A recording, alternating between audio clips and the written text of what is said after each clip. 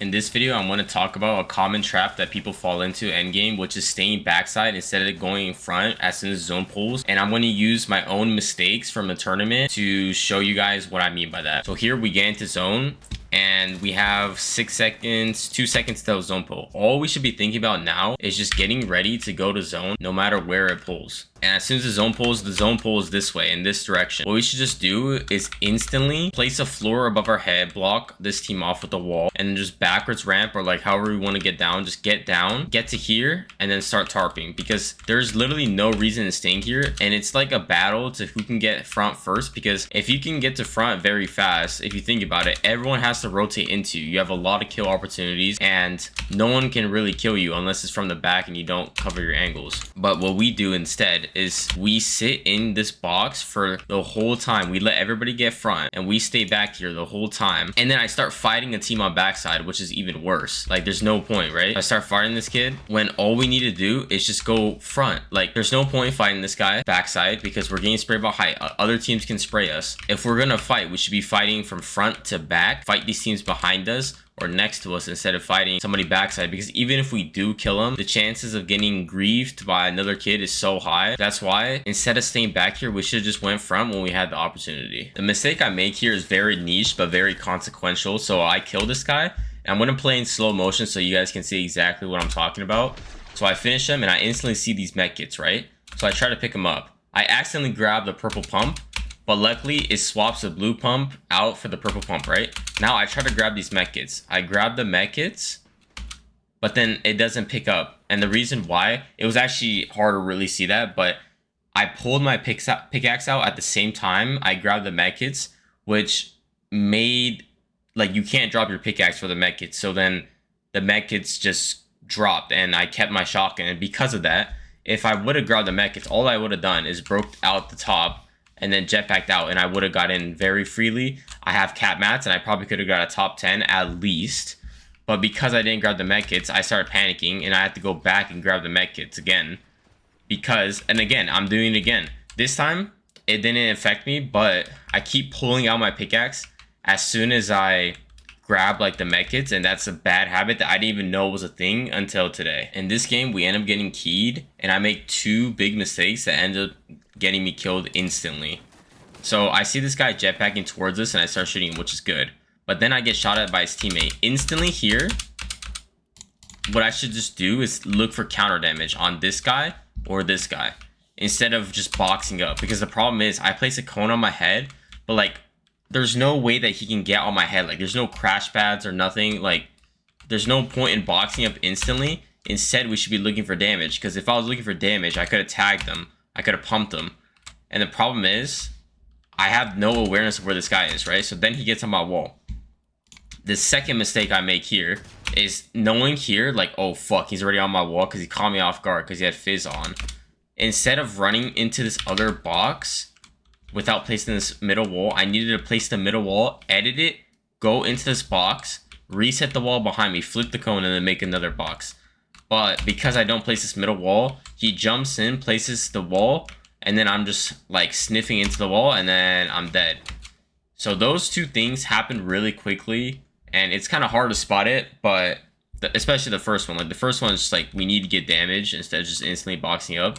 And yeah, that's why we lost this fight. In this game, we're in a very bad spot to jetpack. So I'm scouting here, and I see like, yo, we cannot jetpack from where we are.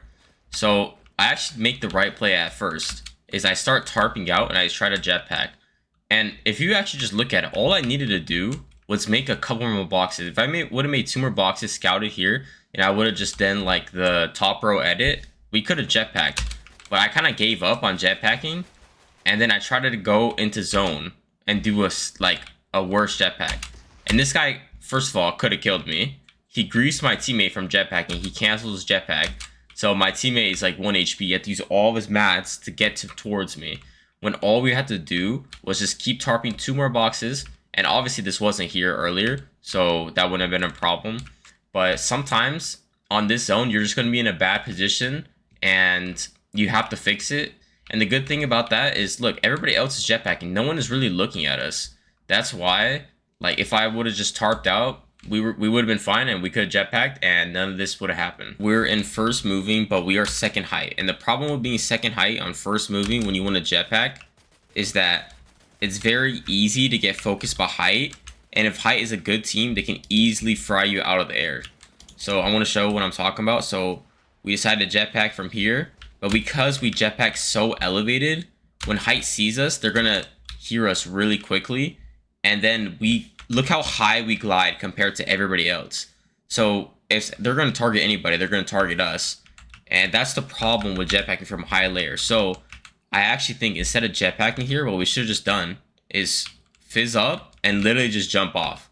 Because height is not going to be focused on us if we're just mirroring them. We can run to here for free. And there's no one looking backside because everybody's flying and they just landed. That's why not always jetpacking is the best solution when you're on a high layer. If we were like down here and we jetpack, I would have no worry. We would definitely jetpack. But because we were on a high layer, we should have just ran in instead of jetpacking. So this team is trying to fight us. And the mistake that I make is obviously there's two people, right? And he's on a cone and he's trying to take my wall. What I do is I edit the window and I try to replace this cone with a stair. But the thing is, when I edit my wall, obviously the wall gets low. So then, because he's still spraying it and my wall gets low, his teammate is just holding a pre-edit. And even if he didn't have a pre-edit, let's say he was just holding the wall, they have a high likelihood of getting the wall. And now I just get like blasted because of that. What I should have done instead is instead of editing this wall that I'm standing on, is to play double right hand. So make another box out here, like edit this into a peanut butter. So then there is literally no risk of me editing this and they only have downside. Because if they hold a pre-edit, well, I still have a god peak. They can't do anything. If they go to this wall, then I can just go out again. Or I can go back.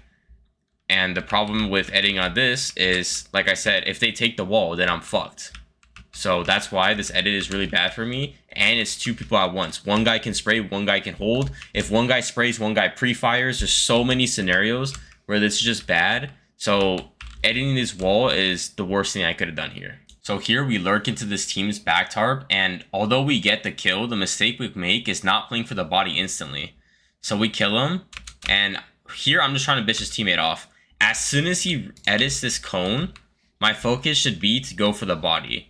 Instead of still like going for this, right? I back off and then I should know like the body's gonna be in here somewhere, right? I'm not like, yeah, it's right here. And instead of just committing to fighting this guy, we should just go for the body. There's no point, because what ends up happening is that we keep pressuring this guy and then in the end we don't even get the body. Another team just gets the body and basically we just got that kill for nothing.